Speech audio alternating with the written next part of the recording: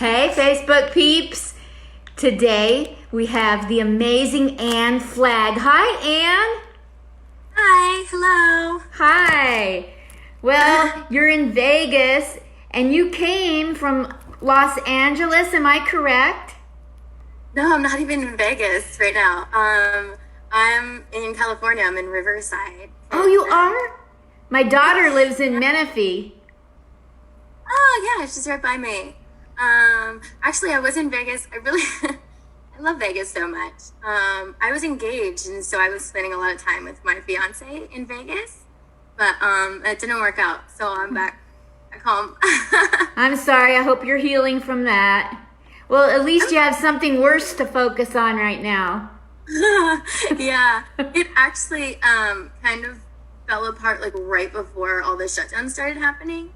So I was already home when things started like going crazy, which Yeah. I'm glad about. Like I'm glad that I wasn't also having to deal with the breakup and like leave this guy. Totally. It's been like a month and a half almost. So I'm doing good. I'm doing really good. That's It was like good. at first, but it was like necessary. Yes. You know. Yeah. Well, I would think as adorable as you are and as young and adorable and energetic, I would think you got a long line of people you could. Do you have a black book? Do they have those still? That's my problem is that I actually did that like since we haven't been able to like go out or anything. I've been hitting up guys just to chat, but like people from my past, and that's probably not a good thing because there's a reason they're in my past. Yes. A lot of attention, I guess. I'm just really trying to focus on me right now. So When you're trying to focus on you at your age, because like I know how to focus on me, it's like try to get rid of wrinkles, but at your age, how do young people focus on themselves? Like, what are you doing? I'm really trying to focus on my career and building up myself and building up because I'm an entertainer, and so I love like comedy. Obviously, we met through stand up and acting and improv, and so there's like a lot of things that I can't do right now because we can't go out. But I started an OnlyFans page, which is like a new job that I actually like. That's cool. Well, like sketches on there, and I do like really fun like goofy photo shoots. So it's like a way for me to like be creating because I'm an artist and make some money. Yeah. Over like it's like go out. So if people want to find you, we're not done with the interview, but if people want to find you on OnlyFans, what's your handle or your calling card or? It's the same as my Instagram. It's kind of long, but it's like once you see it, it makes sense. So the handle is in anticipation, which is like a play on words with my name. Yes. And excuse me, it's IN_ANNETICIPATION. I love it. A young person that likes wordplay. So I'm all about wordplay and like puns and like No way. I like comedy a lot, you know. Oh, I love puns and wordplay. I mean, when I first got on stage, that's all I was doing, and I didn't know it. I didn't know so much. I didn't know. I didn't know what a premise or a punchline was. Right? You don't know when you first start. You don't. I had people in the audience going, I heard that before. I heard that before. And I'm like, oh, Lord, I sound like I'm a hack. Oh, no. But you figured it out. What? You figured it out now. Yes. You're like specific to you, and it's like interesting, and it's like you use everything that you are on stage and bring words to it. It's really fun. Thank you. So, like you're an actress. You said actor. I come from the era where we said actress, but I get it. You do acting, you do improv, you do comedy, you have an OnlyFans page. What else do you do to keep yourself busy? Right now, I've been trying really hard because my mom is a yoga instructor, and I love yoga, but I have not even in this whole quarantine taken a class from her. I think because I've been sleeping in so much. Like when you don't have someplace to go, I don't know, that's how my body is. If I don't have something to do, I will sleep. And so she likes to do yoga in the mornings, but I like to do that, and I like to run, and I just to keep myself busy. Usually, I'm out at comedy shows. Yeah. So if people who are comedy fans, speaking to your comedy, want to know a little bit about you, your likes and dislikes, hates of the world, what you'd like to change in the world, if you could, what would you like to tell them about you besides comedy? Change in the world. Oh gosh, I don't know. I think we can all be a lot kinder to each other. Amen. I think that, and I also, okay, so here's the thing is that I do roast battle, and like, so like a lot of my friends, oh no, what did I do? Oh. Cursor. I just couldn't see myself for a second. I accidentally moved the cursor on this laptop. Sounds like heaven to me.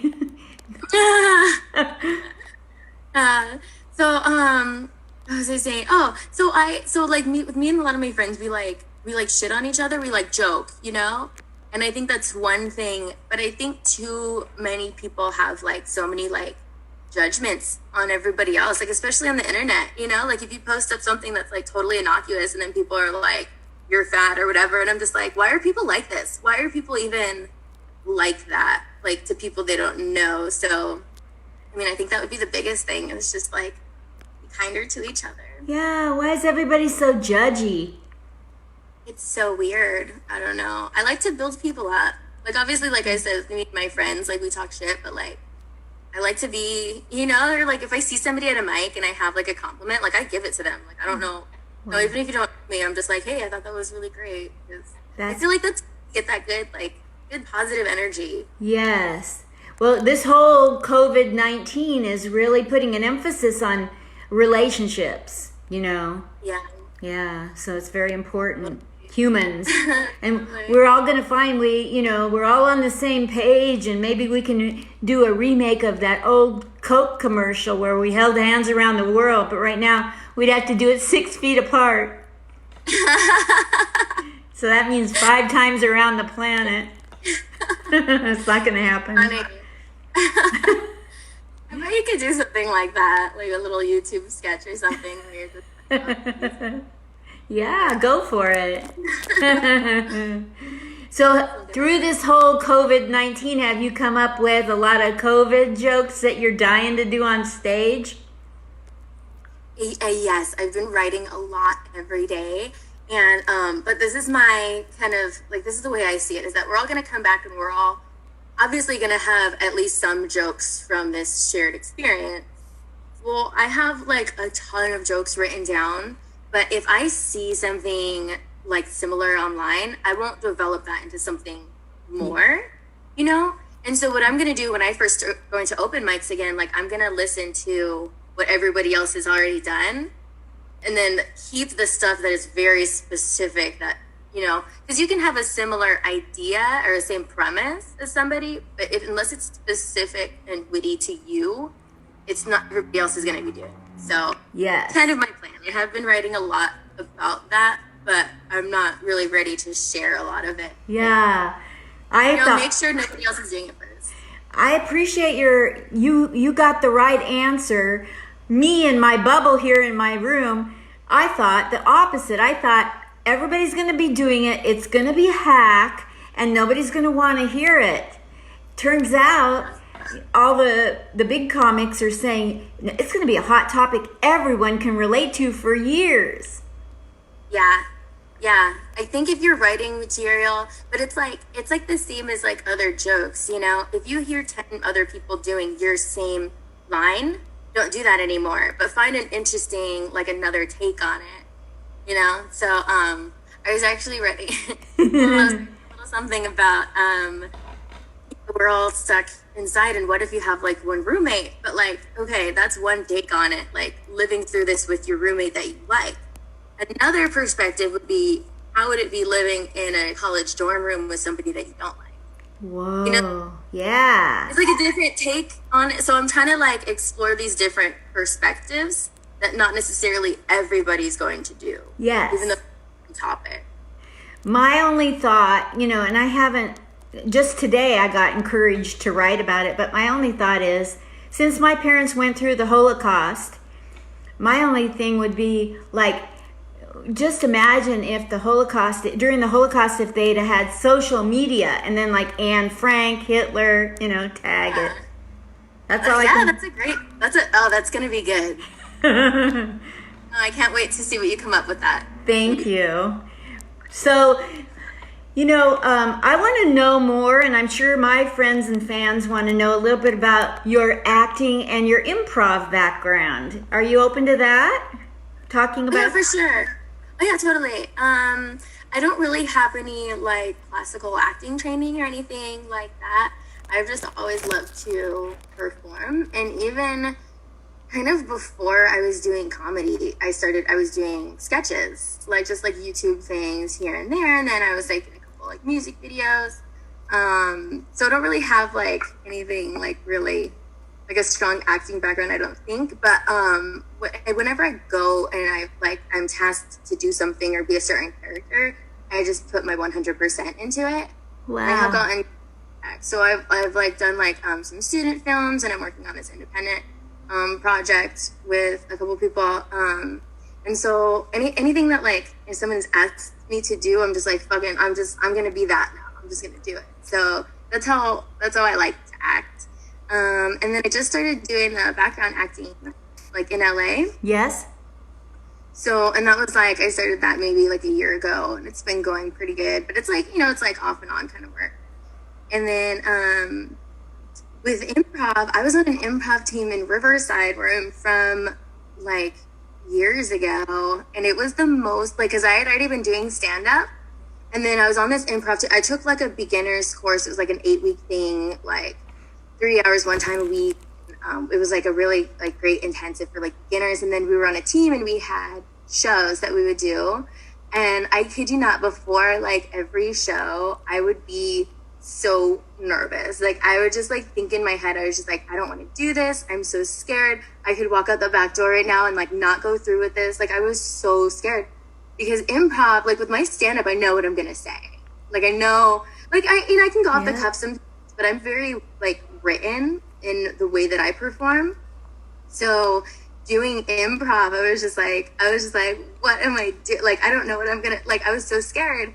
But then after every show, and I got to play with some like really fun improvisers and people who we played with, people who were like above our skill level as well, to just kind of bring some character. Like our teams were split into like beginner and like intermediate. After every show, like seriously, I was like, that was the funnest thing I've ever done in my life. Oh wow!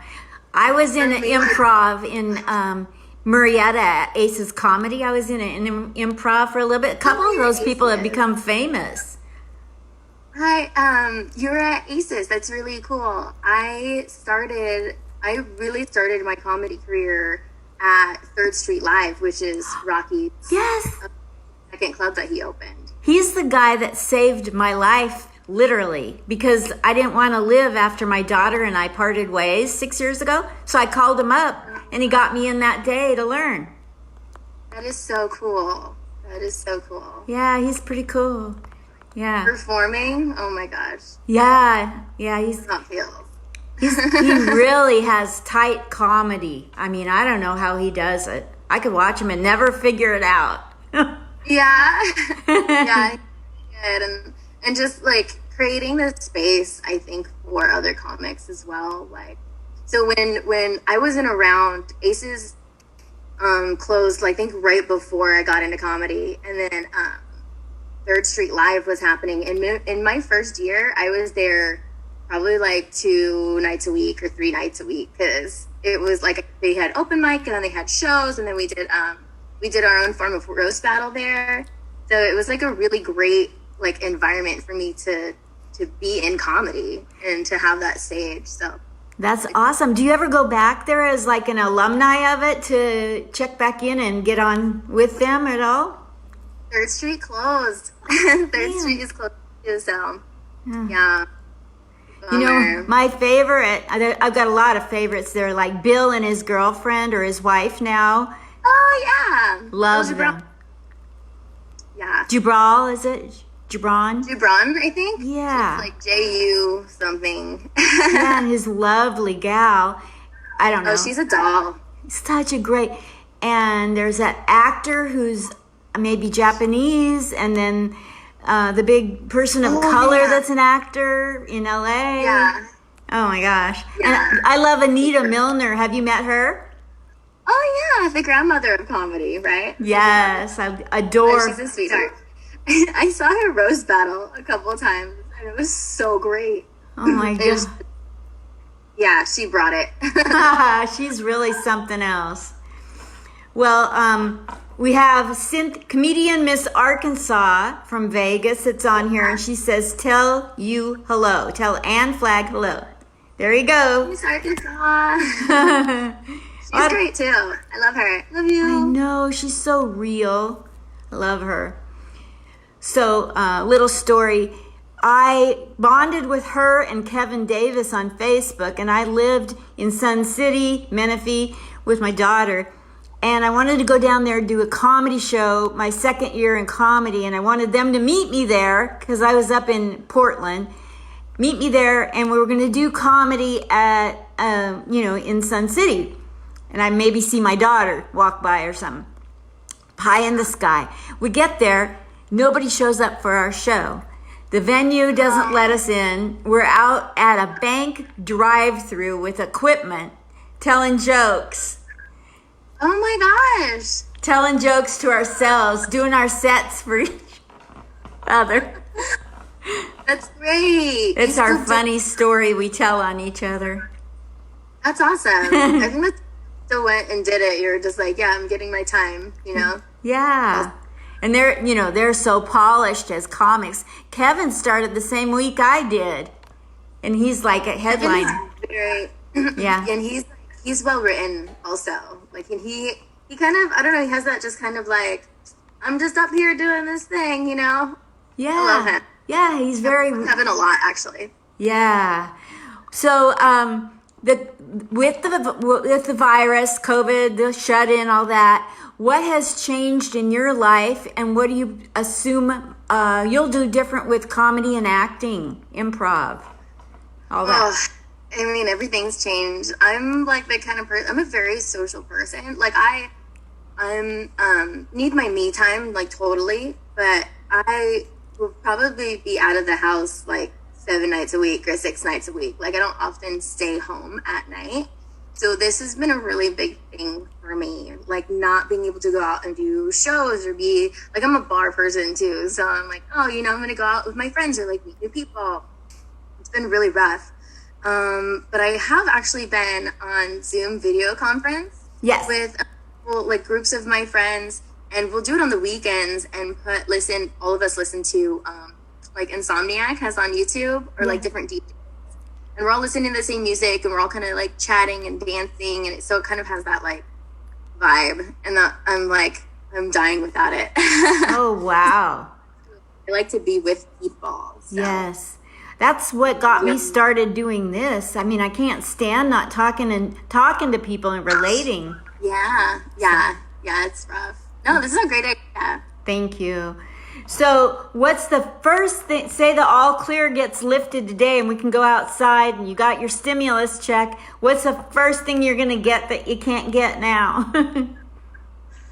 Laid. I had a funny feeling.